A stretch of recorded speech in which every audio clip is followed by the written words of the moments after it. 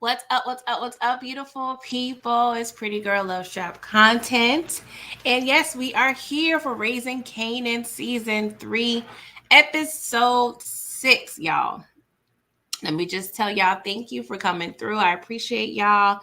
Your girl is still sick, but of course, I had to come to y'all with this recap. So please bear with me if I'm not necessarily like myself. It's because I'm still dealing with this food poisoning, but I'm going to try to keep this as short as possible, okay?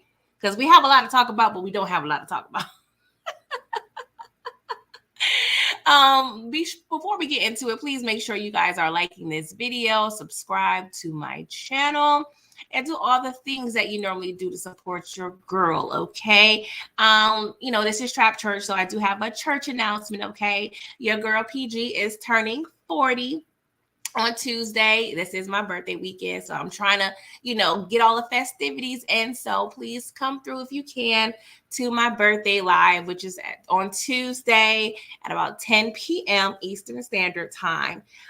So please come through to support your girl, okay? Because you only turn 40 once, right? Okay, they say 40 is a new 30, so I'm trying to see what that is about, okay? But I appreciate y'all nonetheless. Okay. Let me just seize up in here before we get into it. We got Daria, Demarcus, Kim, David, P. Nicole, Samara. Hope you're doing well, Samara. Joshua, Wayne, Kara, Deborah. How y'all doing? Thank y'all for coming through. Like I said, I'm not feeling well. So if y'all, hear me taking little silent breaks, I'm probably just drinking water or sipping, drinking and eating these crackers, okay? Because I'm trying to get myself together. All right. But y'all, let's get into the effery, okay? Because everybody damn near got on my nerves. Everybody got on my nerves this episode. And I said, I don't have no nerves to get out. I don't have no nerves to donate. Or can y'all donate some nerves to me so I can give some so people can get on them? Because I am tired. I am tired. And I'm gonna let y'all know off rip. I gave this episode like a 7, which is probably the lowest rating I gave a Raising Kanan episode in a minute. I don't know. I just don't know how I'm feeling about the direction things are going in. But we'll get into it later. But I'm aggravated. Okay, I'm aggravated, and we're gonna get into it. What's up, dearie? Thank you for coming through. I appreciate you. Thank you for the birthday wishes, Demarcus. And somebody else said that. Oh, Deborah, thank you so much. All right, so y'all.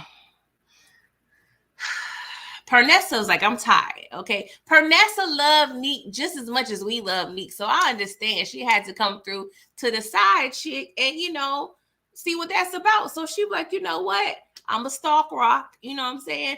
And I'm going to see about my man. Okay. So she pulled a blicky out on Rock. Rock over there minding her business, right? Trying to look at her mail and what bills she got coming on. And yes, Pernessa came to the door with the blicky, y'all. I was like, I'm not even mad, Pernessa. I would do the same thing if Neek was my man. I was like, all right, Pernessa, do what you gotta do, boo. Okay. But Rock was like, I don't know nothing about what you talking about, girly. Like, I don't know. It was given very much Zeke from book 2. Like, I don't know nothing. So, of course, Rock was like, I'm gonna let her speak her piece for a minute. And then when she started talking, I'm gonna go ahead, saying chin check that ass. And that's what she did. She done chin checked her. I said, Pernessa, you went through it this episode, girl. I don't know what money you're gonna have available to you.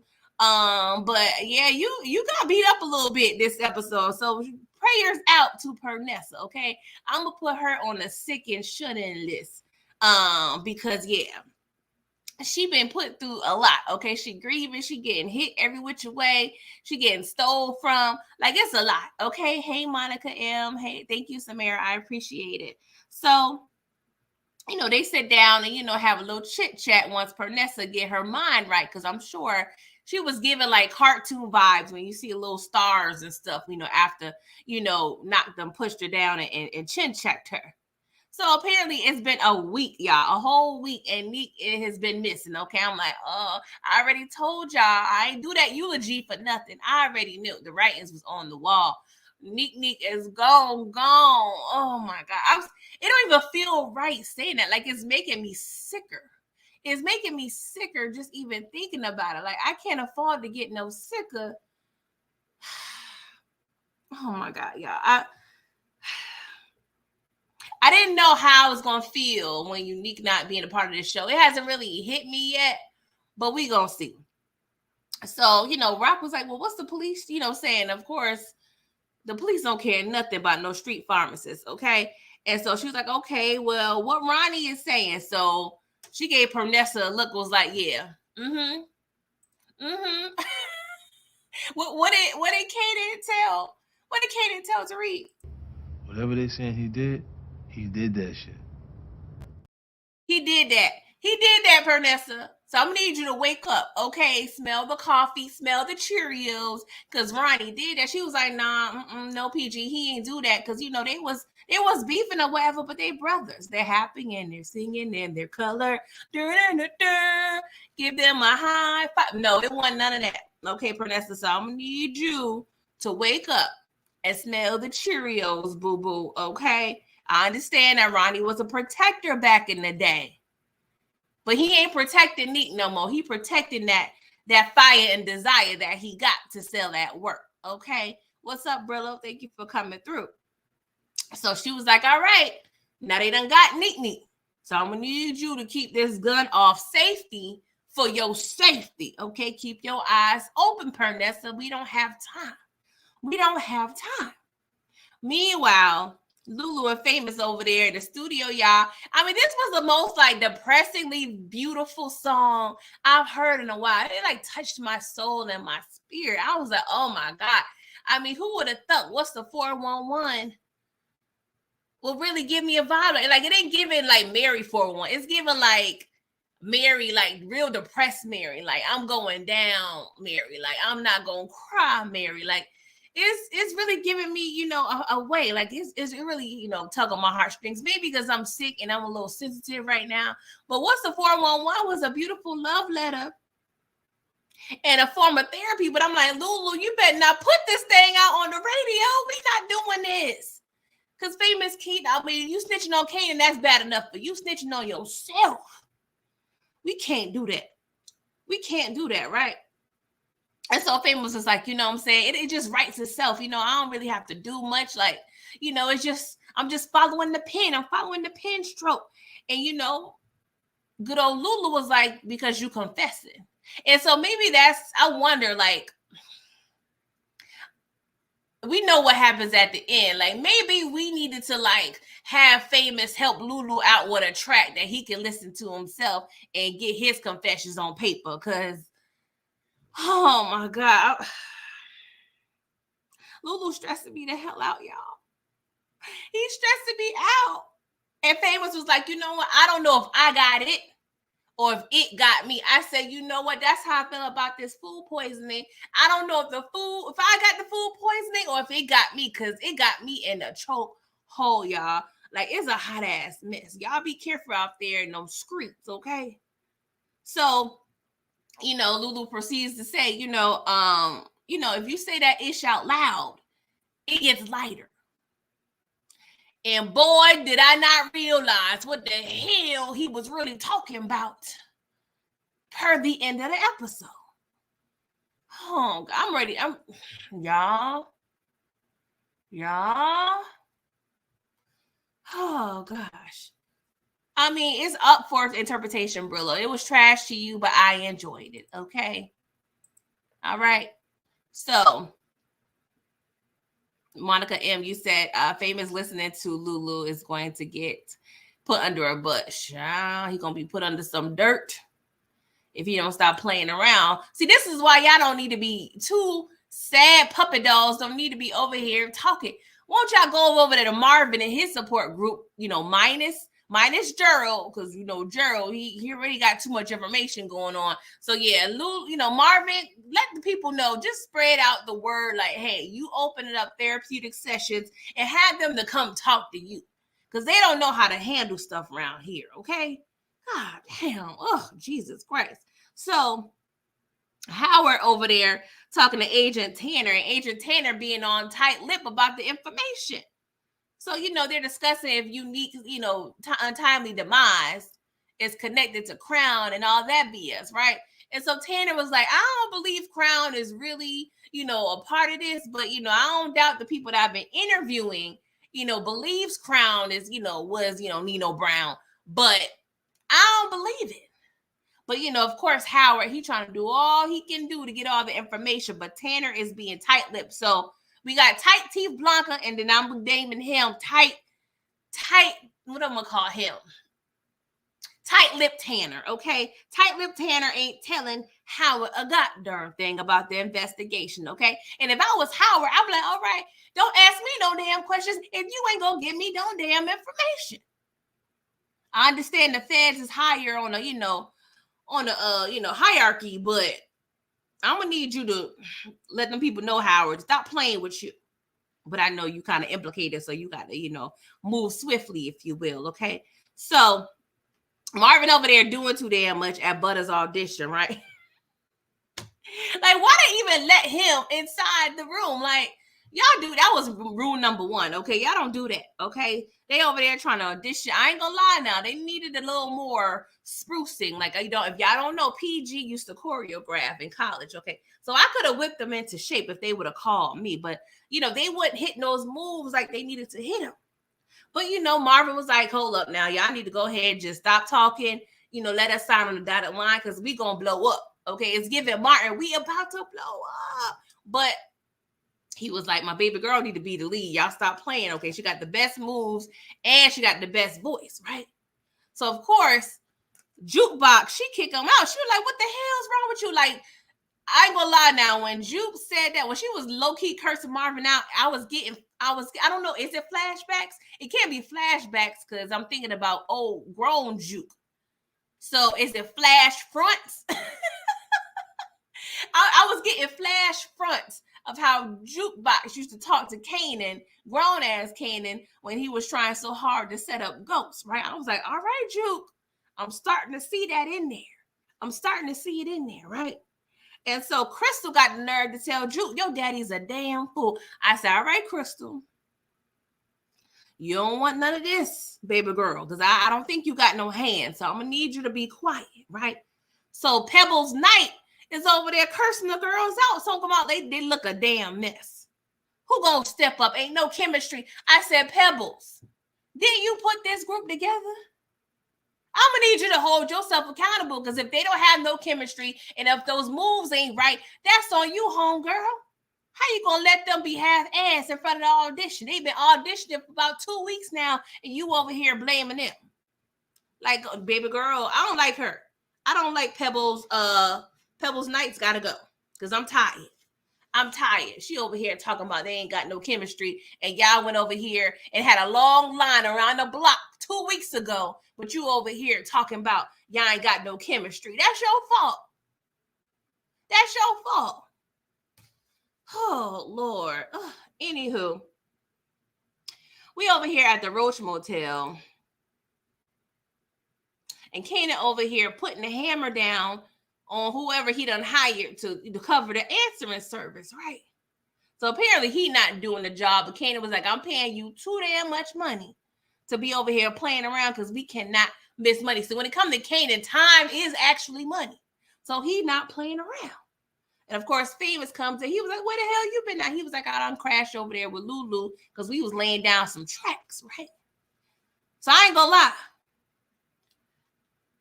Now, y'all already know, I don't appreciate the way Kanan, is doing little things to good old Famous.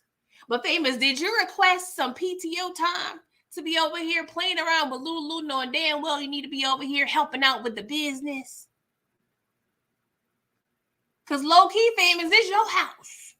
Kanan got about 5 houses he could be at, but you over here playing around with Lulu and even get authorization from your manager about time off.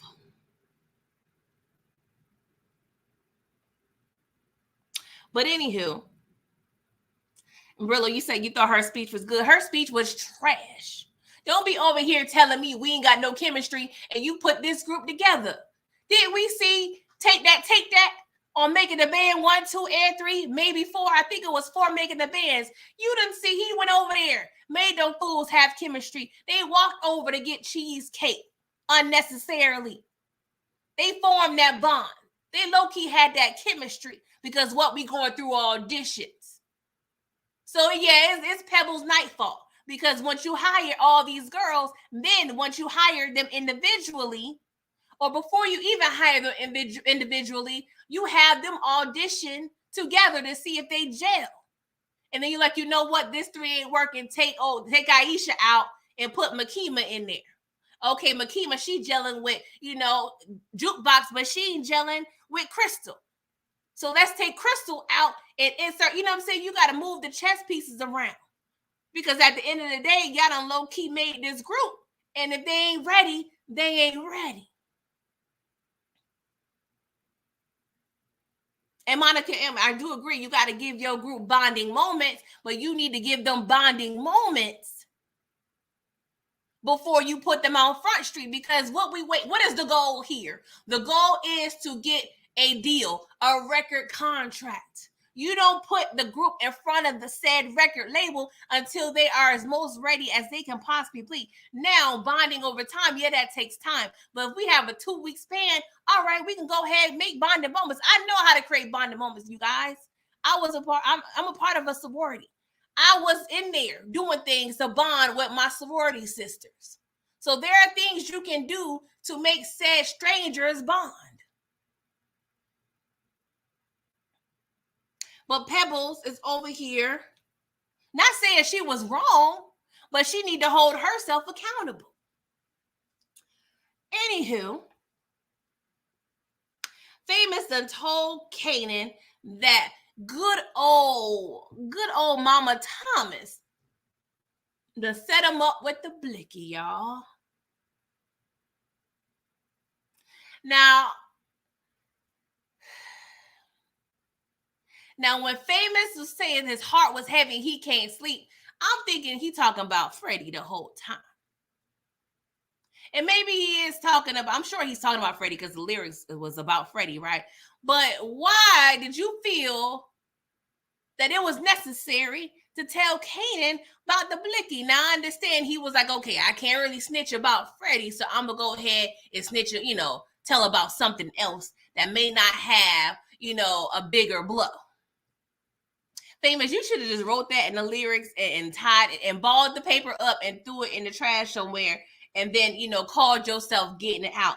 Because you telling Kanan about this blicky, it probably would have came out eventually anyway. It only makes sense that he was the one that kind of knew. But at the end of the day, I don't know. How do y'all feel about that? How do y'all feel about that? Do y'all feel like Famous was right or wrong for telling Kanan? Now, I ain't gonna lie. I appreciate, the friendships that I do have, and I love honesty. You know what I'm saying, when it comes to my friendships. But we talk about Kanan and Famous and this dysfunctional ass situation. So this is different. Okay. I don't know. Because if Famous is talking about how scary Rock is, when Rock find out that you done told, you got to worry about that. But now you got to worry about Kanan and Rock. Because what did Kanan say? I'm scary too, nigga. And you got 5 minutes to pack your ish and get the hell out of here, or it's going to be a problem. I said, ain't no goddamn. Famous, you better go on, knock on Lulu door, and y'all go over there and cry and sulk together, because I don't know where you about to go. But Kanan did have a point by saying Famous's loyalty does come with a price, per se, because we already know Famous love Kanan. But he was just put in a sticky situation. You know what I'm saying? It was a family situation at that point. And I don't know. I don't know how I feel. I'm in the middle. I'm definitely in the middle when it comes to Famous and this whole blicky situation. But I don't know. Yeah, Famous was being honest, DeMarcus, but Does it count if the honesty was delayed? I don't know. Like I said, I'm in the middle about this whole Famous situation. Honestly, there was no right or wrong way to go about it. Because in Kanan's eyes, what he would have, nothing would have made Kanan happy except if he were to know that Famous would have checked Rock and damn near try to beat up Rock to take the gun and tell her no. That's the only thing that would have made him happy. Because even if he would have told Rock after she did what she did, Kanan would have still been mad. Still would have been mad. So I don't know. Famous is just a poor Puerto Rican little boy just trying to make his rap dreams come true. He want all this. He want all this. He just did not want to be homeless, smoke weed, and smash some white chicks. That's all he wanted to do. But now he in a whole predicament. So I don't know what you about to do, Famous, but you need to figure it out. So let me take a drink before it. Oh my God. Child. Ronnie, come to the front, please, sir. Let's come to the front pew, okay? First of all, you wait a whole week to decide to take your brother's jewelry and money and all his valuables. Why did it take you a week? Second of all, why the hell you got to push Pernessa like that? Like, that wasn't unnecessary. Like, Pernessa, girl, I'm going to need you not to press no more people, okay? Because you ain't got no hands, and I don't know if you actually will have the kahunas to pull the blicky out on good old, such and such. I ain't going to lie now. I did feel a way about Pernessa and Rock's little sister wives moment at the table. Like, it was kind of cute. So I wouldn't even be opposed to them kind of conspiring to put Ronnie down. The issue is Rock would need a more of an incentive to do it. Because right now, I don't think Rock really knows the hatred that Ronnie has towards her.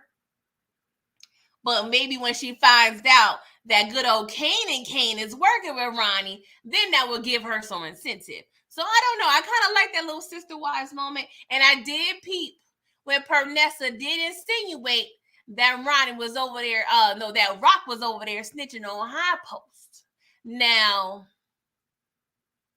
I have to look at both sides, right? Because Pernessa's been with Unique. Let's say Jerome is between 8 to 10 years old, right?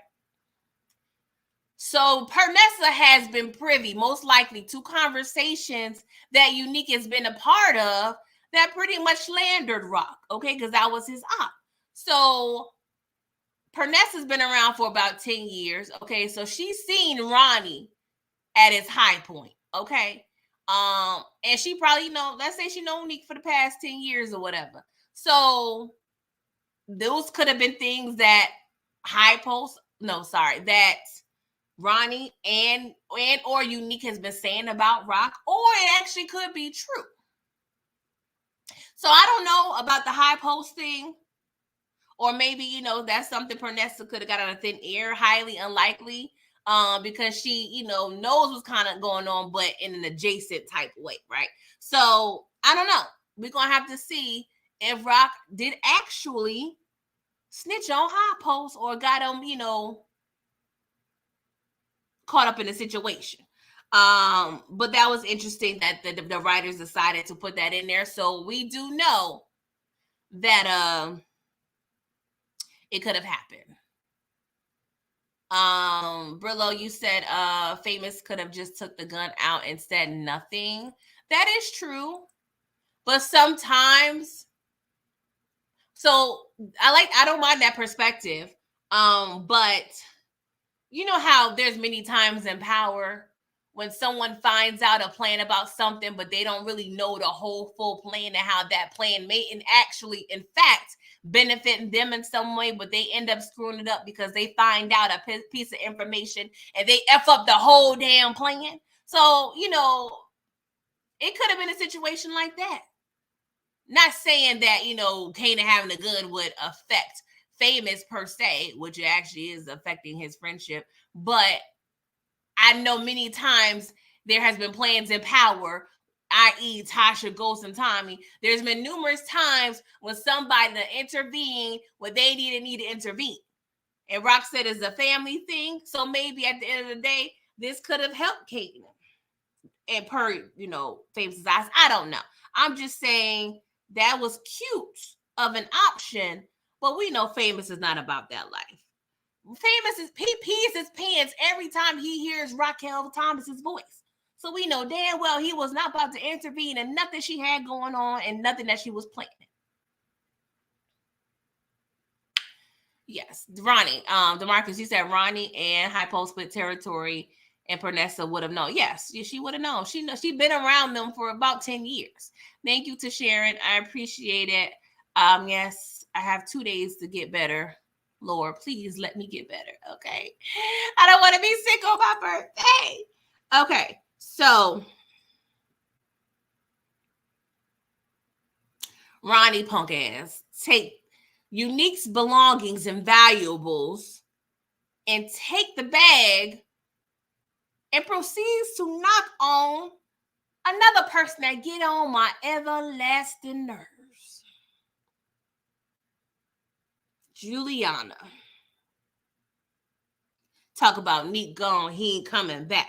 I want to do business. I'm like, oh my God. Now, I will be lying. How should I put this, guys?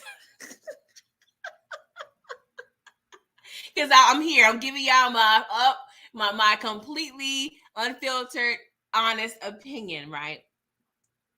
From Ronnie's perspective, yes, I'm going to use whatever Neat got to build up my business. But he could have left Unique alive and did the same damn thing, okay? When Neat left out, you know what I'm saying, for Aaron, or a little sneaky link situation with Rock, he could have went up in that room and stole said information. Stole said, details. Like, I like I said, from the jump, from episode 1, I wish I had the timestamp. I didn't have the time to pull it. I've always said I understood Ronnie's perspective in terms of not coming home to what he felt he should have came home with. But that don't give you the unmitigated goal to be out here murking your peoples, Ronnie. You were supposed to keep Neek. But you're not your brother's keeper. So Juliana said, all right, but this is just between me and you. My cousin cannot know about this. So I'm like, all right, Juliana, how is that going to work, mommy? How is that going to work? Do you have direct communication to the plug, and you think you're going to be able to communicate and give said work to Ronnie without without your cousin finding out? I already peeped Juliana. I hope she get murked soon, but I'm not opposed. I would not put it past her to try to murk her cousin, because she already been on this power trip. So we're going to have to see how this pan out. It's going to be all bad. And did y'all peep how Ronnie, we already know Ronnie has OCD, but he was over there casing out the joint. He over there looking at the layout and the floor plans at old girl's house. So we got to be careful. Like, Ronnie, did you do that to Dean too? Is that how you know how to get up in Dean's house? Was you over there at Dean's house over there 89 casing out the joint just in case you needed to circle back? I got questions, Ronnie. I got questions. But now we see that Juliana and Ronnie is in biz naive. Shout out to Lil Scrappy. So, oh Lord, the social workers over there being nosy, got her little ear to the door because she hear Kanan and Raquel Thomas arguing. And I ain't gonna lie, I'm not even mad at this situation because Kanan, he was like, yo, mom, you was foul. You hella foul. That was unnecessary. She was like, I'm doing this because I love you, boy. And he's giving her the old Tina Turner treatment, like, what's love got to do with it? Like, what we doing over here, Rock? But of course, we got to let the social worker in. And so she was like, all right, I don't trust Rock. So I need to go on over here and talk to Kanan separately, okay? I don't know, y'all. It's funny to me how Rock, she's such a smooth talking, just hood, like, I don't want to say hood person because she's like the perfect combination. Like she reminds me of Ghost in a lot of ways where they can conduct themselves in different type of situations. But when it comes to this social worker, Rock can't seem to say the right ish. Like she always saying some unnecessary, some uncouth like things with this social worker. Like she don't know how to operate when it comes to legitimate people. Talking about you, did Kanan tell you I was over there about to put the hammer down when he eat his carrots? Like the social worker was like, man, we don't joke about domestic disputes here. We don't joke about kid violence. What we doing?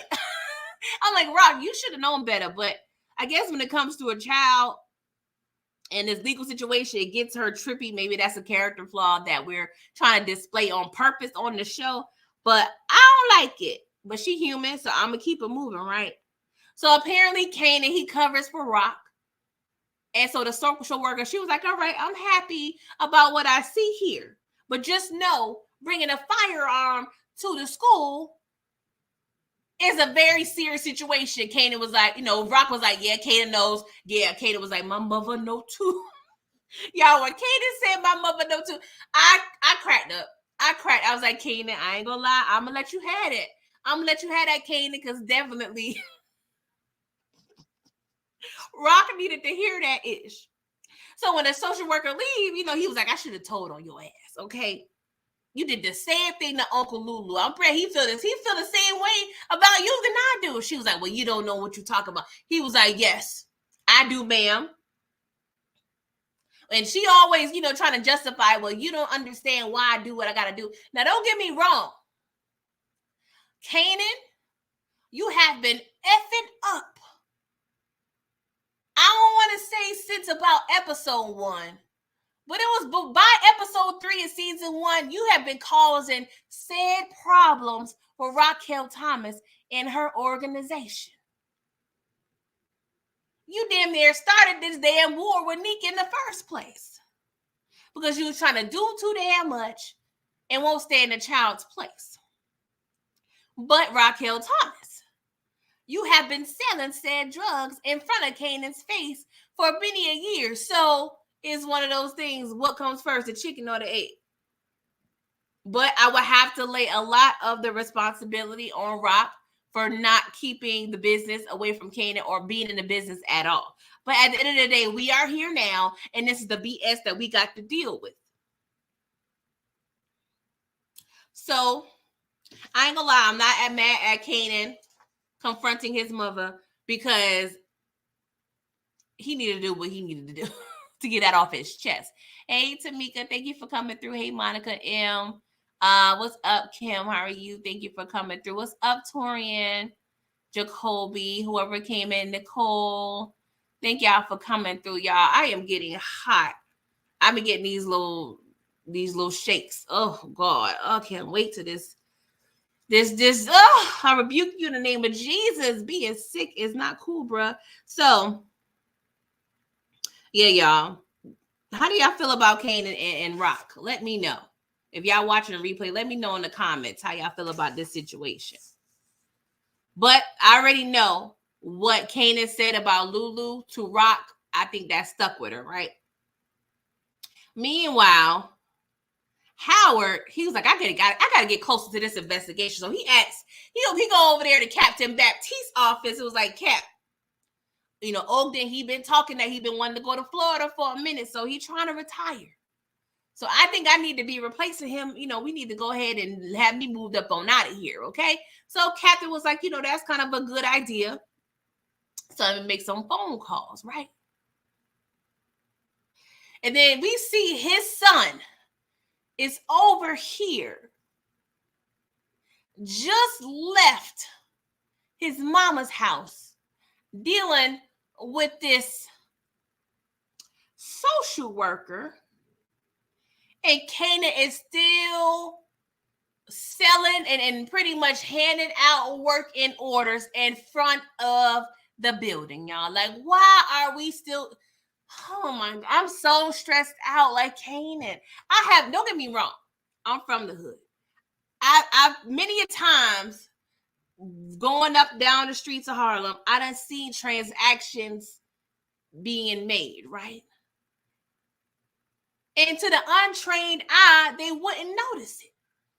But I noticed that. My family, I'm not trying to implicate nobody, but I grew up said around people who possibly may have, had degrees in, street pharmacy, sits, whatever, pharmaceuticals. I'm sorry, y'all. Y'all know I'm sick, so words that may be over 4 syllables may be a struggle to me, okay? Because I'm feeling a little weak. I'm not even gonna lie. But I'm trying to push through, y'all. But my point is, Kanan, take that ish inside the building or said alley, or find another place that ain't got nothing to do with where you rest your head at.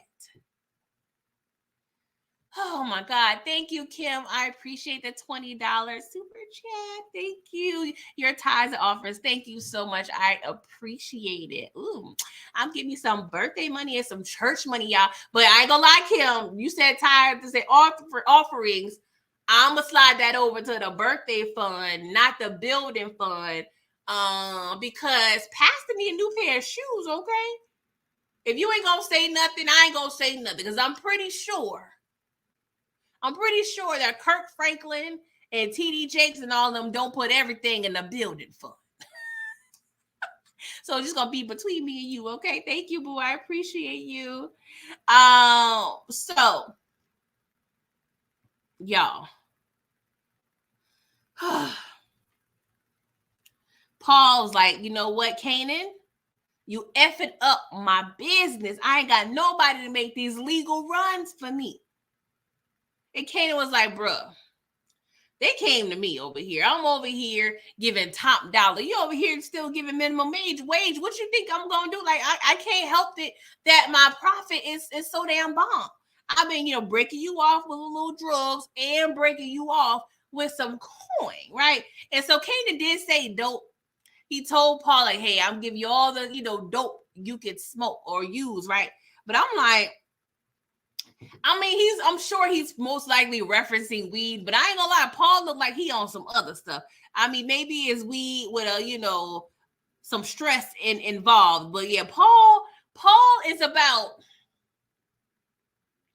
he's about, let's see here, 2 seconds from dialing the other one. He'd already dialed the 9 in that first one, but he about 2 seconds from dialing that second one. So I don't know. I know it's giving Wyclef, someone please dial 911. It's given he's gonna be on his, his Fugees. He's definitely gonna be on that Wyclef genre. So we're gonna have to watch out for Paul, right?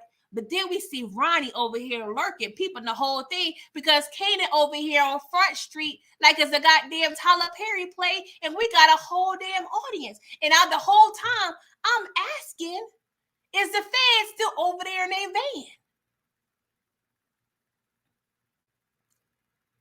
Because Kanan, your daddy done told you the fans is watching, but Kanan, that's what I'm saying. He got ambition, but he don't have the wherewithal to be knowing all this information. And Rock, you needed to tell the entire family that the goddamn feds is on y'all ass. You ain't said not one thing to Marvin, not one thing to Lulu. Even if you ain't talking to Lulu, say, hey, Marvin, this is what's going on. I need you to relay this to Lulu. Even peep Jukebox on game, but knowing Jukebox, she already know any goddamn way.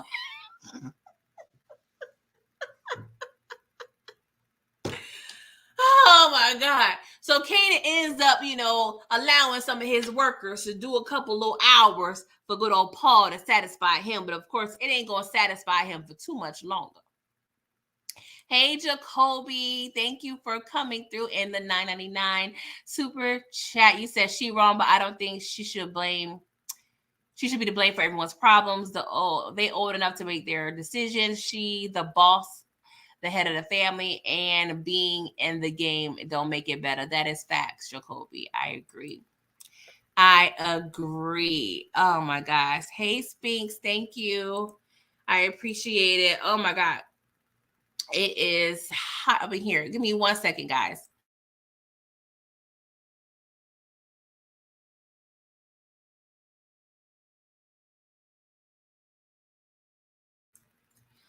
All right, y'all. I apologize for that. Jacoby, you said they all keeping things away from each other. That is facts.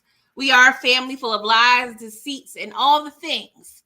But when it comes to the F, the E, the D, and the S, we need to be on the same accord, okay? We not need to have no secrets when it comes to the F, the E, the D, and the S.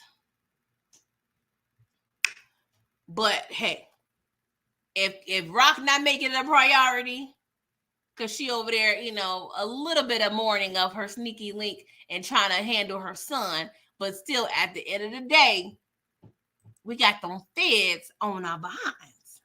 So Ronnie, he over there, he was like, I like this Tyler Perry play you putting out on Front Street, Kanan. And I see you putting out that work. So we have a little party tonight. You come through. Kanan was like, I'm good on that. Ronnie was like, you going to want to be there because everybody going to be there. I said, Ronnie, I mean, offense, but no offense. Sir, you ain't one that need to be sending out no invites, okay? Because if you having a party, you don't have fun, sir. You don't have fun.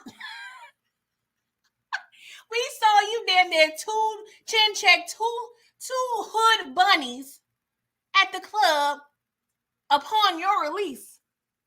You don't have fun, sir. So I'm gonna need you to find another way to be inviting people to these damn parties. Because if Ronnie came over to my house and tried to invite me to something, I'd be like, nah, homie, I'm good. I'm straight. I'm good. I got church. I got revival. I would have lied and said anything. My grandmama sick. I got to clip my toenails. I don't know what I was going to say to Ronnie, but I'm not going to no party that Ronnie done invited me to, okay? Oh, my gosh. So, Rock over there, she meet with Howard because she got to find out what happened to her deceased sneaky link, right? So she was like, yo, what happened to Neat? Like, what's going on? He was like, damn, why the hell you care? He was the op, right? Low key, I thought you did it.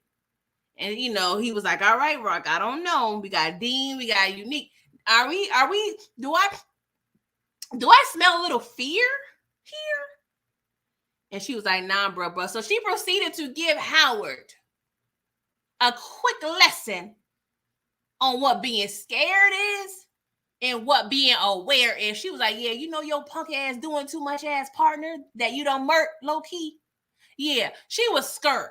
Me, I'm aware. Okay, I need to know what's going on out here in these streets. But Howard low key confirmed. He was like, "Yo, Nick dead, yo." Like that, we found a steel pipe with traces of bone fragments. I said, when they said bone fragments, y'all, I damn near fell out on my couch. I was like, "Why are you giving me such illustration, Howard? I can't. I'm already still in mourning. Like, what we doing here?"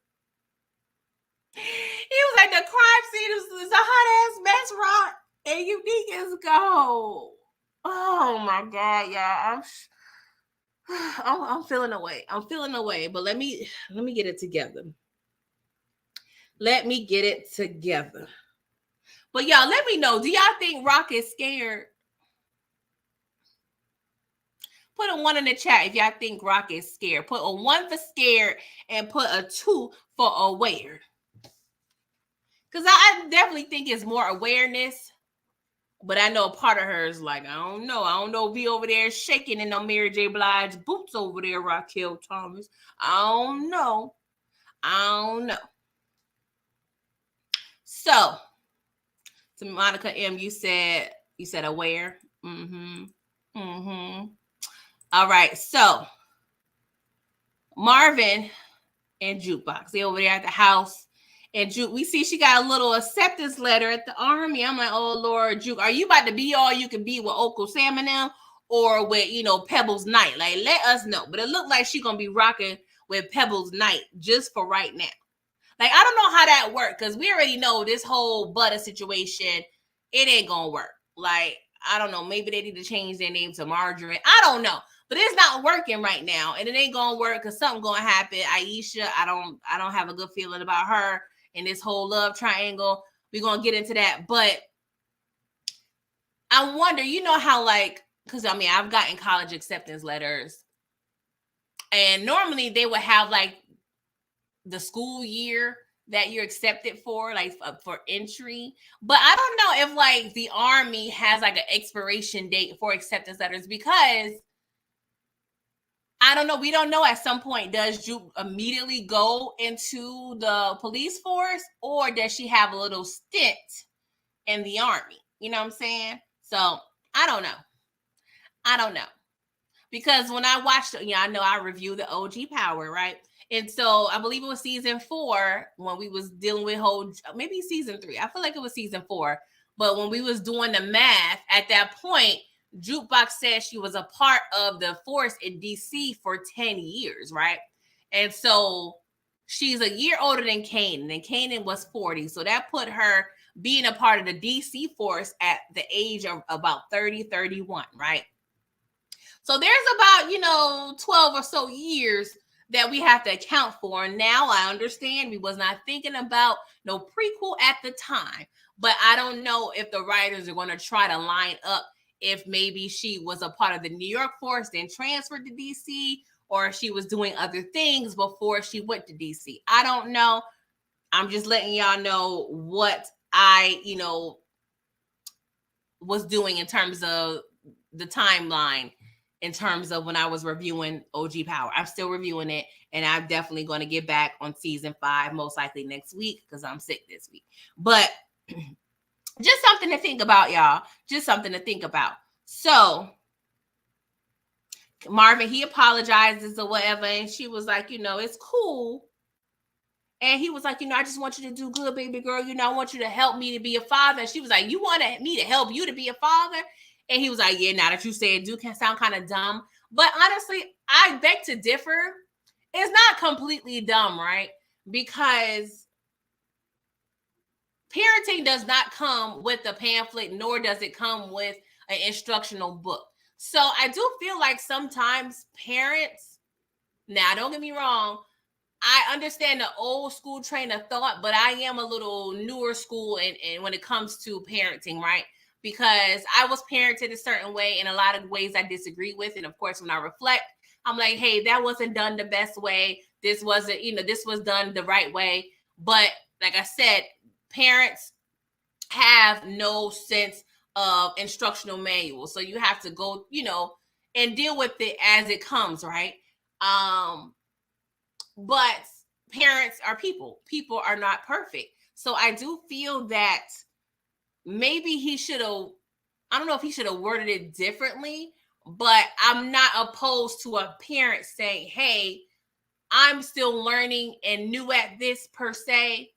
Now, if you feel like I may have done something wrong, or, something that you didn't agree with, maybe we can possibly discuss the manner in which I did such thing, and then we can move on from there. Not saying Marvin has to, reverse roles and, have Juke be the parent, but I am completely open to the fact of either parent exploring the possibility of being open-minded and having a child express themselves in a respectful manner, because she was doing a little too much when she kind of kicked old Marvin out of the rehearsal, or the audition, I should say. But I'm not mad at Marvin, being vulnerable enough to say, hey, help me figure this thing out. We can grow together, because he said she's 18 at this point, so she's technically grown.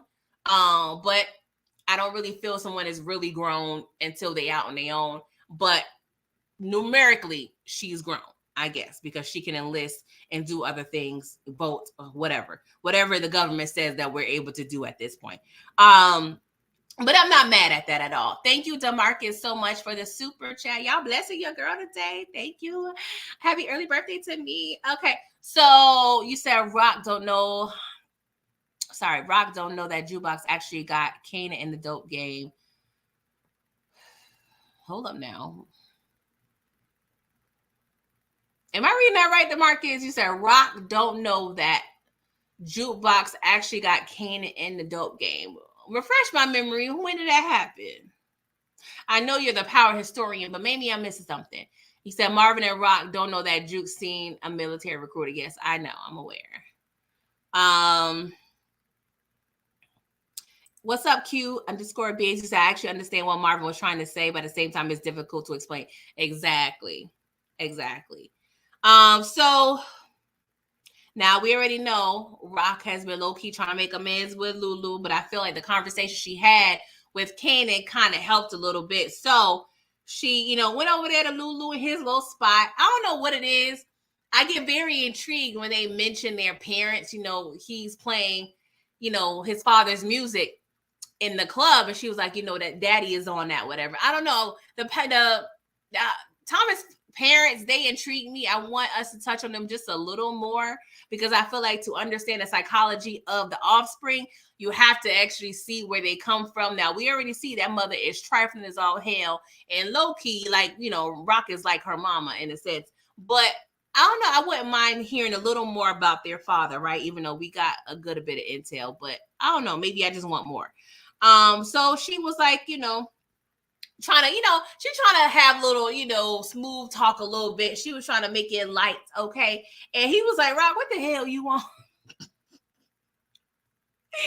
was like, F all the pleasantries and the greetings, okay, man? What are you doing here? You trying to take this too? Are you trying to take this too? She was like, well, I just want to say I'm sorry for missing your opening. And this would have been the perfect time to be like, because the feds came to my crib, and let me tell you, you need to watch the hell out. I'm sorry, y'all. But I don't know. We just need to tell these people about these feds, okay? But she was like, I'm here to give you respect, love, support, etc., okay? And Lulu, he was spitting back, right? I ain't gonna lie. I love the dialogue between these two, because I feel like it was long awaited. He was like, it's not about what you did, it's who you are. And he was like, yo, I was your hammer. And I should have said, no, I shouldn't have been that person for you. And he was like, you made decisions for me when I was too young to make them myself. Now, this is how we have to both. And what Rock did say, she said, we're grown now. Time for us to pretty much take accountability. And this is tricky, right?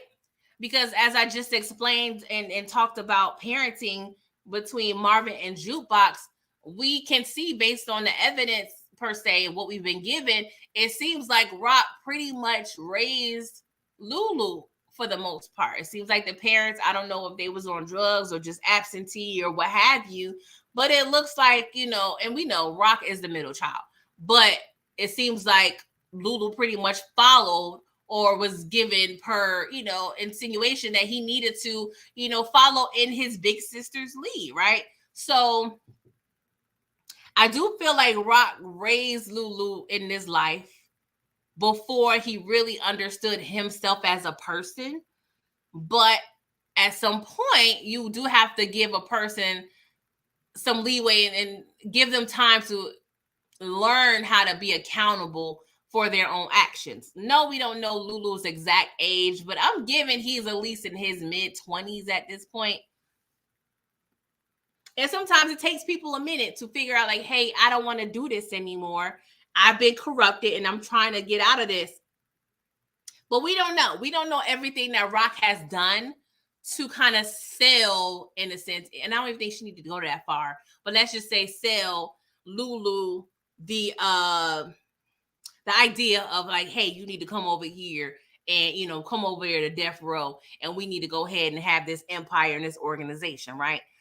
Because we already see the things, the length she go to for Kanan, what I'm saying, set him up with a blicky. Now, granted, Lulu is not her natural born son, but they have similar relationships. But I do like this dialogue that they had um between each other. But you know, at the end of the day, Rock was like, F all that. I'm here right now. Where do you want to go? I'm going with you. And he was like, you can see yourself out. You can go away. All right. I was like, dang, Lulu, but I'm not even mad. I get it. I understand. Yes, I wish that they could make amends, a hug, and do all the things, but I guess we are beyond that at this point. And Lulu was like, you know what? I'm triggered. And I need to go on here and take a few swigs of this damn bottle. I'm like, come on, Lulu. We was doing so good. And I would have thought maybe him getting this dialogue out to Rock would help him steer on the right path and steer further away from the alcohol. But Lulu, on some level, I don't want to say he's emotionally immature, but he's still growing. I'm just going to say that. So maybe he doesn't completely understand and know how to handle certain situations. And then we also had, like I said, the thing called being triggered. And so at the time, he felt like he needed to go to the bottle. It's a lot. It's a lot. So y'all, Marvin and Gerald, child. I'm gonna just say I'm annoyed as fuck. I already said, I think I was on Miss K's channel when I said this, but I would not immediately when we saw that Gerald was halfway strung out, halfway a good employee. I already knew Gerald would sell Marvin out for a high real quick, fast, in a hurry if he needed to, right? So they over here, you know, at the park. Marvin over here talking to Gerald. And so Gerald was like, you know what? The story about you and Juke, that may be a good idea for you and me. It may do us some good, you know what I'm saying? And yeah, just know that we got to interview you and her to get a feel of your background and where she come from and why she is what she is, and you know what, you know, draws her to where she is right now. I said, Marvin, did you forget we over here selling that work? Like, Marvin, I understand that you trying to be a good father, but come on, bro. What we doing? What are we doing? What's up, Detroit? Like, I don't understand. Now, don't get me wrong. Marvin has his faults. But I feel like, Marvin, you can, you know, juggle. I mean, maybe multitasking is a art, okay? Because at the end of the day, I don't understand, Marvin. You can be supportive of your daughter, but not put your whole family on the goddamn whole spot on the damn newspaper. Like, what we doing here? We really about to be on this interview knowing we over here doing illegal things? And then we have a random man over here talking about, oh, I saw you over there slanging and danging over there at the club with Tony Deep. Don't you recognize me? First of all, no, sir, we don't recognize you because, as you said, I was knee deep in Tony Deep. So why the hell I'm over here recognizing your Caucasian face? I was busy, my man. But that's hella awkward. I would never go to somebody who was like, oh yeah, I don't walked on you 20. What? That was weird. But of course, we already know. Most likely Gerald, because he already made notes. Oh, I remember this name, Tony Deep, because it sounded like a porn star. So he probably gonna go over there and start, you know, I don't know. When did Google start? I don't think Google was out back then, but let's just say, for a lack of a better word, he gonna do his Googles, do his little research, do his little investigating, and he gonna realize that Tony Deep is deceased. But Marvin, I'm just saying, you might have to murk your new friend, buddy boy. Just be aware. Gerald may not be around for too much longer. Now, I don't know if Marvin will have the heart to do it, especially if he knows that Gerald has two daughters, and now we see Marvin is in the same vicinity as these daughters. So I don't know. But at the same time, we got to protect the Thomas family. So we got to do what we got to do. And that's that on net. Okay. That is facts. HEA. Gerald is a junkie and a snake. We can't trust Gerald. So I don't know. You're gonna have to figure that out. You're gonna have to figure that out. Okay. Okay, y'all. Just give me a quick moment to catch my breath. Thank y'all. All 40 of y'all that's up in here, please make sure while I'm sipping on this water, make sure y'all liking the video. Okay. Are y'all subscribed? Because y'all, I got the same subscribers that I have that I started. Okay, let me refresh. Yeah, so I don't see my subscriber count changing. So I'm hoping all 40 of y'all is up in here subscribe, unless y'all got commitment issues. If y'all got commitment issues, do y'all need to be up in here? Okay, it's my birthday coming up, so I'm gonna need y'all to show me some birthday love. And if it's not monetary, which I don't, that's not required, please make sure y'all like this video or subscribe. Okay, that would make me a very happy girl. Please, and the thank you. Okay. Oh Lord. So y'all, we winding down this episode, right? So we at this party. Right? And it's popping. It's popping. Thank you, Cupids. I knew it was around Y2K. Yeah, 24. Yeah, 2004. I appreciate that. So yeah, whatever, we already know Gerald gonna do what he need to do to get this information, right? So they're in the elevator on the way to said party. So, Jukebox is inquiring about Famous because she would have thought, hey, we got an invite to a party. Famous should have been here trying to party with us, okay? And so Kanan straight up said, I ain't effing with Fame no more. So she was like, seriously? I was like, all right, Juke. I mean, we already kind of see Kanan is kind of distancing himself. He's kind of going to his own path. This whole Famous thing pretty much done. And then at this point, after this episode, or I think maybe, I'm going to just say it right now before I forget, Jukebox is still going to try to save Kanan from this life. I do see her saying that. We already see, if you didn't see the previews, she's going to be telling Rock what he over there doing. So I do feel like she's going to try to save Kanan for a few more episodes to the very least, until she realized, what did my guest Deacon say? Deacon Project Pat said, don't save her. She don't want to be saved. So I'm applying that to Kanan Stark. He don't want to be saved, Jukebox. So don't try to save him, baby girl. Just worry about what you doing. Okay? Yes, Detroit. It was playing, Kid play Ain't Gonna Hurt Nobody. Hey, but I'm like, hold up, why are we playing this at Ronnie's party?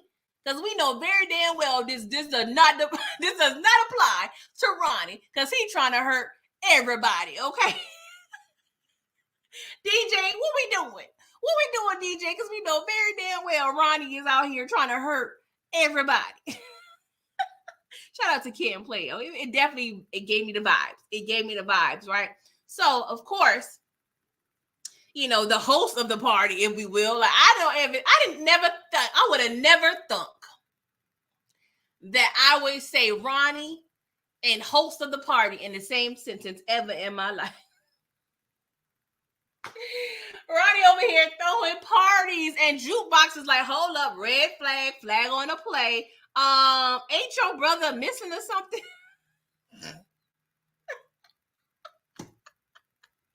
Ronnie was like, he gonna be back. She was like, that's not what I heard. I said, all right, Juke, I understand you and your sister soldier now, but this Ronnie we talking about. Okay, Ronnie don't seem like he take too kindly to people that talk out of turn and talk too damn much. So I'm gonna need you to calm down just a little bit, Juke. Just a little bit. Okay, baby girl. We need you to make sure you good. All right. So we get, introduced to Snap and Pops and Crackle and all the people. And I don't know if they're gonna be around too much longer. I'm gonna just say that. But we see hold on, who was Snap and who was Pops? Oh, Pops is the woman. Because Snaps, he be snapping his finger and running his gums. And of course, Pop, she was like, you got your daddy's good looks. And of course, Kanan was like, well, that ain't my real daddy, but that's my mother. Blame it on my mother. I feel like Kanan be having 50-11 rants in his head when it comes to Rock, right? So, of course, we already see Pops may be the next Palomar We don't know. I don't put it past her nor Kanan, okay? Um, so, we over here having a good time at the party. Well, no, we not. Jukebox is over here mad because Kanan having a good time with her girl, okay? And she was like, all right, I've had enough of this misery, okay? So she goes over there. She was like, we got to go to work in the morning. I don't know why. I don't know why. It gave me that vibe. Like, we got to go to work in the morning. I'm like, Jukebox, get that out your basement. Get that bass out your voice, baby girl. You 18-year-old chick. I'm gonna need you to get that bass out your voice. So we gotta go to work in the morning, Kenny. We gotta audition. Oh God, Kenny. He's like, what? We having a good old time. What you talking about? And so, Aisha was like, yeah, we gotta go. Of course, Ronnie stops him, and Kanan, he was about to go with him, but Ronnie was like, nah, we got some people that want to meet you, some very important people. And Juke was like, no, we ain't got nothing to do with these thugsters.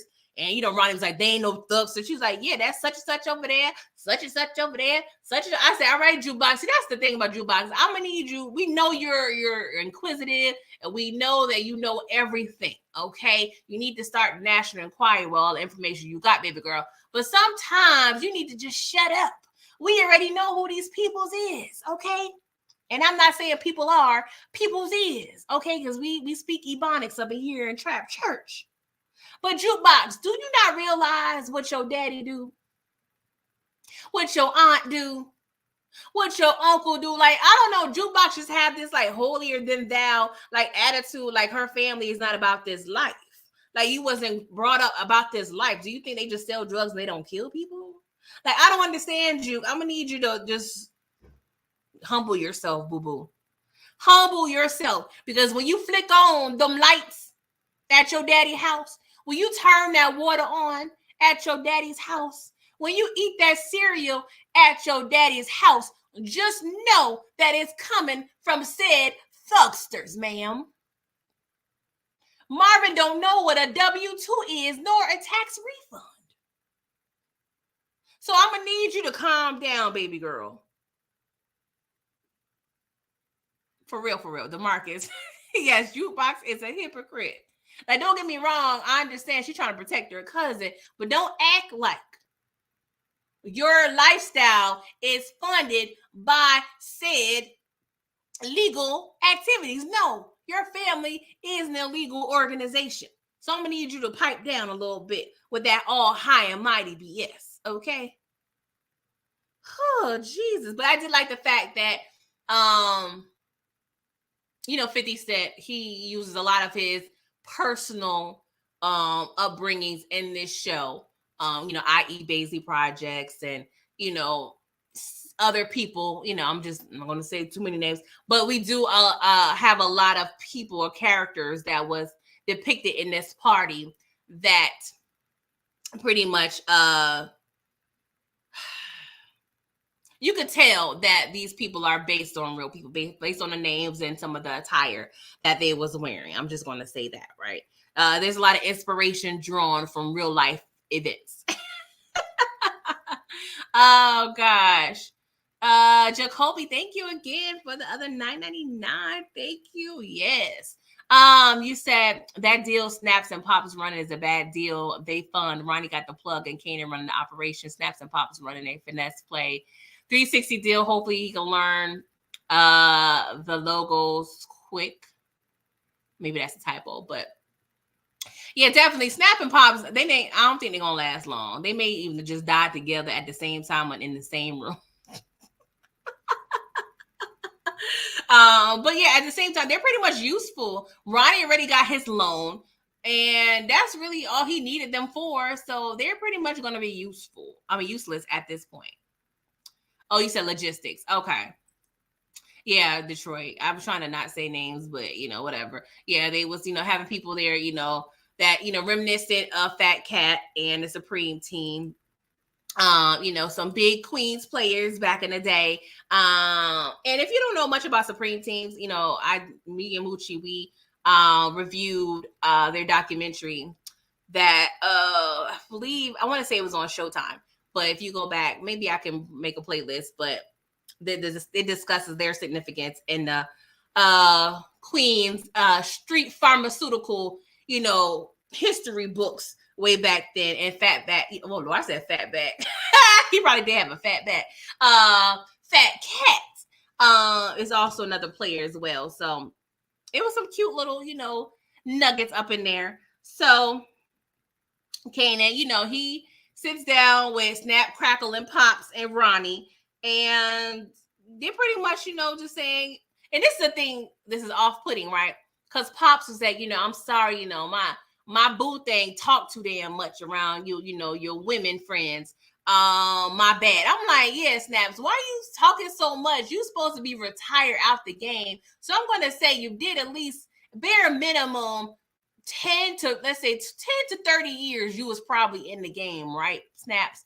So why are you making such rookie moves by talking too damn much? First of all, you just now meeting Kanan, but I'm sure you got the lowdown from Ronnie. And then you mentioning unnecessary information by two other chicks where you don't even know who the hell they are. Like, it was kind of weird, but I know that's kind of a breadcrumb, if you will. We're going to see that play out. They're just illustrating the character traits of Snaps, and that may possibly lead to his downfall. Yes, Q-Biz, that's what I'm referring to. That I covered last year. P. Nicole, yes, I would try to go ahead and make a playlist. It was just 3 episodes, but when I get off of here, I'll do my best to remember to make a playlist of the Supreme Team, and I'll either put it in a community tab or I may put it in the description box of this live. So, but yeah, Kanan was like, sir, it's cool. I just like to keep my family and my biz naive separate, right? And, it was like, oh, that's cute. And he was like, you know what?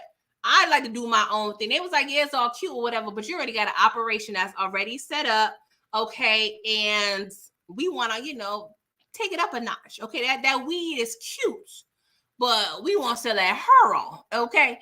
And so he was like, well, this is me. They got nothing to do with my mother. And y'all, when Ronnie and his windbreaker sat in that chair and said, F Rock, I died laughing. I swear to God, I don't know who I find funnier that hates Rock, Ronnie or Kanan. Like, they neck and neck at this point because it was hilarious to me. And so Snaps was like, yeah, F Rock. So we got a whole F Rock party up in here, okay? Hilarious, right? So they go over there, take a cute little group photo of Kanan. He's definitely the youngest one in the photo. So, we have a little generational situation here with the street pharmacist, okay?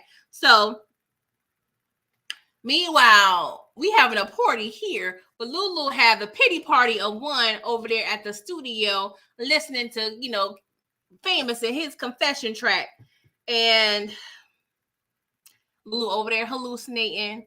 Scrappy over there playing video games. I said, oh, Lord, this is not going to be good at all. At all, right? Oh, my God. So Rock over there, she ain't having no party either because she got plumbing issues over here at the beauty shop.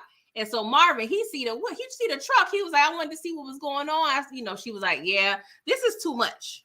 Okay. This is too much. I'm not about this legal work. Okay. He was like, yo, you heard about Neat?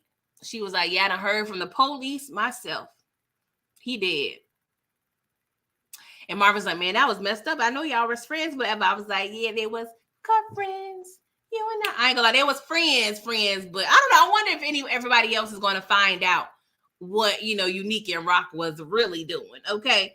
They probably do. They will, because, we got Ronnie over here telling everybody business. He ain't got no business Unique to tell anymore. So he probably going to be telling, Rock business.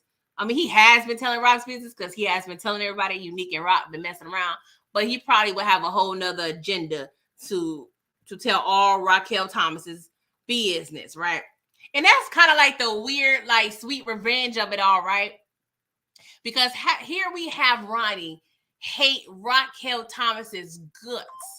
But then recruits her son. Like, that's the ultimate revenge, right? That's what Kanan did that to whom? To whom? To whom? To Ghost. It's very much reminiscent of what he did to Ghost, recruiting said enemy's child. Interesting. So Rock was like, you know what? I'm tired of this stressful life of being a landlord. Being out of the game seemed like, it was the best thing to do for me and for everybody. I got shot. You got shot. The baloney boys messed up the thing. Like, it was the block is hot. You know what I'm saying? But she's like, being a landlord ain't me. Now that other work, that's what I'm talking about. I'm better than anybody that ever done it. I said, see, Rock, I understand being confident in yourself, but baby girl, I'm gonna need you to humble a little bit. Don't think you're the smartest person in the room, because you already know what happens to the person who think they're the smartest person in the room. So I understand you smart now. I'm gonna be wrong, boo boo. You got a nice little, cute IQ on you, but just make sure you understand that there may be someone that's gonna outsmart you at one point in time. So yeah, she gives a whole cute little dialogue about how, she moved weight. You know what I'm saying? People want to be doctors, people want to be lawyers, but I'm over here trying to move that weight. That's who I am. That's what I do. So why am I trying so hard not to be me? I was like, I ain't gonna lie, I felt that. So I was like, all right, Rock, well, you back in the game. So she go over there to Stefano and his fishies, and he see Marvin. He was like, is this the mailman? I said, hell yeah, it ain't Karl Malone. It's the mailman Marvin. So she was like, I want to step into Unique shoes. Whatever you had going with him, I want you to finish that, with me. Unique was a businessman, so he wouldn't feel away.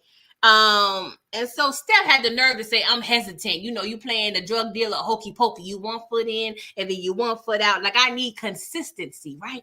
But Mara's like, nah, pump your brakes, shorty, because when you needed your man's put down, who did you contract to do said job? And, Stefano was like, you right. So we going to give it the old college try. But he was like, now you back in. It's only one way out. I said, I ain't gonna lie, that was a little spooky to me. It was giving Halloween 13 to me when he said that. I'm like, I'm a little nervous. When it's, Stefano was like, I don't know. That furnace is waiting for a body. I'm just saying that, right? So Ronnie, he's knocking on I'm about to say Famous door. It ain't even Famous door no more. I don't know what the hell Famous at. But Candy, you could tell he kind of missed Famous a little bit, because he was like, Famous, open the door. Nah, Famous ain't there no more, boo-boo. It's just you. It's just you quote unquote your own man now. So Ronnie, he come over, he got that work. He was like, time to put in work. So he laid all the bricks out all neatly on the table. I don't know, y'all. Now, let me just be honest. We already know it's inevitable. This is Raising Kanan. We're seeing Kanan delve more and more into the drug game. But I don't know if I like it, y'all. I don't know if it's the mama bear in me.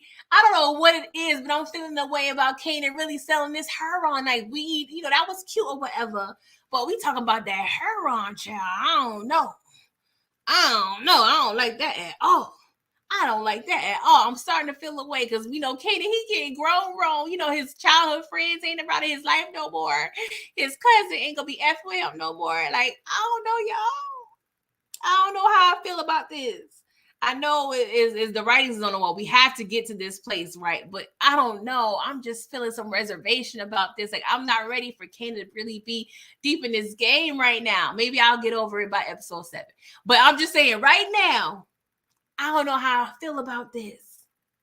Is it me? Am I being a punk? Let me know. Just say yes, PG, you being a punk. I think the sickness got me a little sensitive. Okay. Meanwhile, his daddy over there with tight-lipped Tanner. And so tight-lipped Tanner talking about what you know about this guy. And so, we don't see no picture or whatever. So Howard was like, he always into something, here and there. And we see Marvin's face on the paper, on the documents. And he was like, yeah, he was implicated in a cocaine operation by a witness who was killed, aka Tony Deep, by said Marco Barcelli. He's a first grader, can connect these dots. Oh Lord, now we got Marvin. Now the whole time we scared that Marvin gonna die, but maybe Marvin gonna get locked up. I don't know, y'all, but I am nervous. I am scared. But if you FBI and if you've been investigating Raquel Thomas, a first grader could find out that this her brother. So is this Tanner trying to play Howard? Is it? Because he said a first grader can connect all these dots with talking about cocaine operations and CIs and the mob. So I'm pretty sure a kindergarten can figure out that Raquel Thomas and Marvin Thomas are siblings. So I hope Howard really is understanding what's going on with the FBI and they really try to play in his face.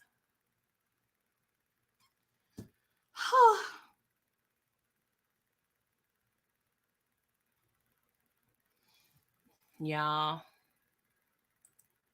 Next thing we see, Lulu, drunk at the car. And so I ain't gonna lie, y'all, I'm not saying I'm Cleo or anything, but I already felt in my spirit what house he was about to go into. It wasn't no trick. But he was like, you know what?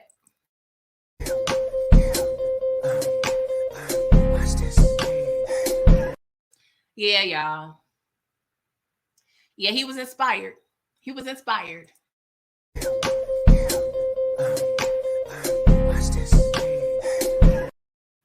Oh, Lulu, what are we gonna do with you? Oh my God, y'all. I was stressed out watching Lulu spill his everlasting guts, his small intestines, his large intestines, his liver, his kidney. He spilled all of the insides out there in Scrappy's mom's living room and proceeded to tell her, yes, I'm in your living room telling you why your son Scrappy ain't living no more.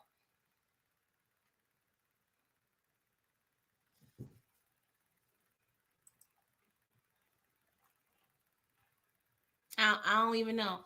I don't even know what else to say, y'all. I don't even know what to say. My heart sunk so bad. Lulu done snitched to a snitch. Do y'all understand what we about to be into right now? Do you understand what we about to be into? You could have called me, Lulu. You could have called Tyrone. You could have called Mike Jones. Mike Jones gave us his phone number. Alicia Keys done gave us her phone number. Miss Cleo, somebody, Marvin, he got a support group. Like, you could have called anybody, Lulu. This ain't it. This is not it, Lulu.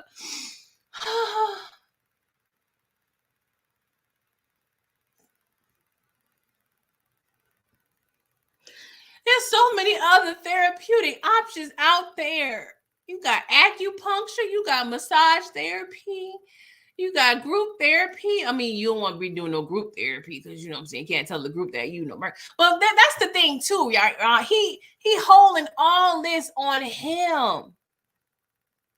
It ain't on you, Lulu. That's the thing that's pissing me off. He's taking accountability on something that he had absolutely, positively no control over. They tried to spare Scrappy.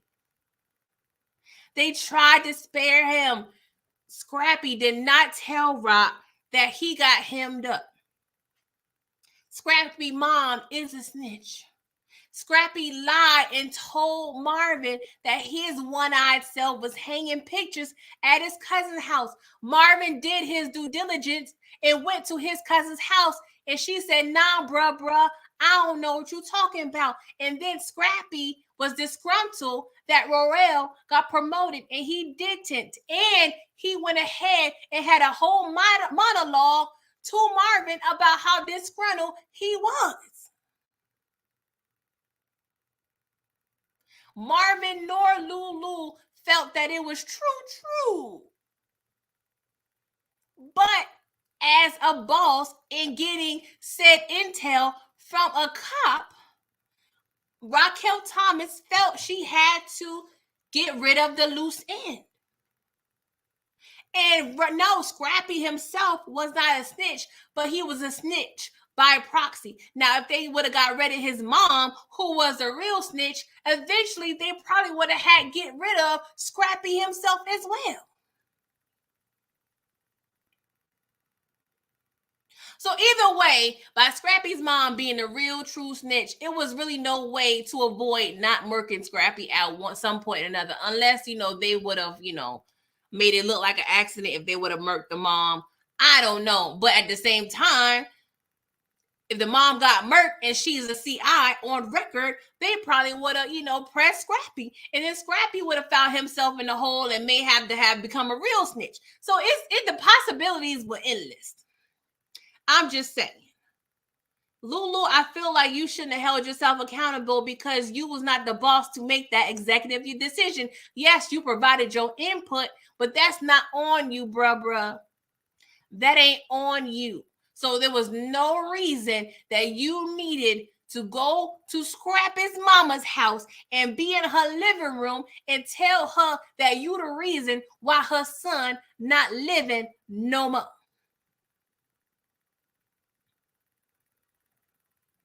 Now we got to see where this goes. We already see the previews.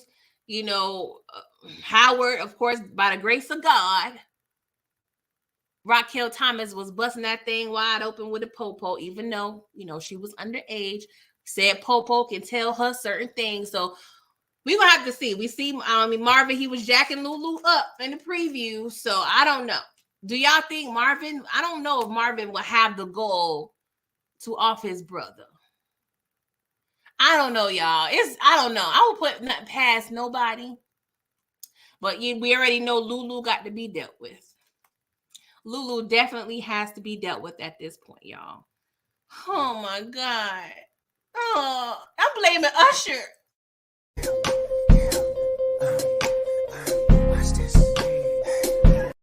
I'm blaming you. I'm blaming you, Usher. I'm blaming you. It's your fault. It's your fault. Oh, y'all.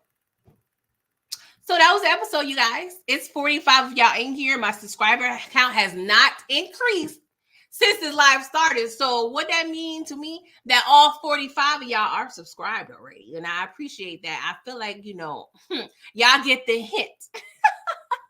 Y'all get the hint, but I appreciate y'all for coming through. I'm so happy I was able to get through this live because y'all already know I'm not feeling good at all, but I'm pushing through. I refuse to be laying in the bed my birthday weekend. Like, I'm be pushing through. Okay, so I'm be stepping and correcting. I'm gonna be stepping and correcting for the next 3-4 days because I'm celebrating the whole week. Okay, so just know, PG, I'm having a little birthday live on Tuesday, so please come through and support. All right, at 10 p.m.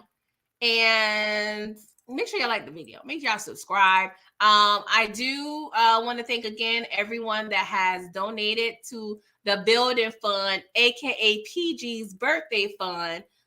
Jacoby, DeMarcus, it's not showing. Oh God, I know I got another one. Kim, yes, thank you, Kim, so much. I appreciate y'all for donating. I may sprinkle a little bit in the light bill, but then PG gonna have a little fun with the rest of the funds, okay? I'm just saying. If TD Jakes and them can do it, I can do it. I can do it. But y'all, I appreciate y'all. Thank you again so much for rocking with your girl. Thank you for sharing this Sunday morning with me. And I will see y'all on Tuesday. Toodles.